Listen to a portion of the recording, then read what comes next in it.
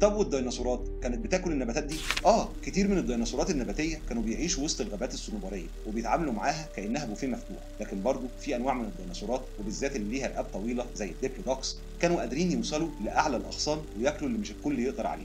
طيب وهل كل ده كان في كل مكان؟ لا، حسب المنطقه. في المناطق القريبه من خط الاستواء كانت الغابات متنوعه اكتر، لكن الصنوبريات فضلت مهيمنه، وفي المناطق القطبيه النباتات كانت اقل لكن برضه الصنوبريات موجوده. وفي اماكن زي الصين واستراليا ظهر تنوع نباتي لافت، وده هنرجع له كمان شويه. بس فجاه في اخر الفتره الجراسيه الدنيا اتغيرت تاني، وظهرت نباتات شكلهم غريب بيطلعوا ورد في الفتره الجراسيه.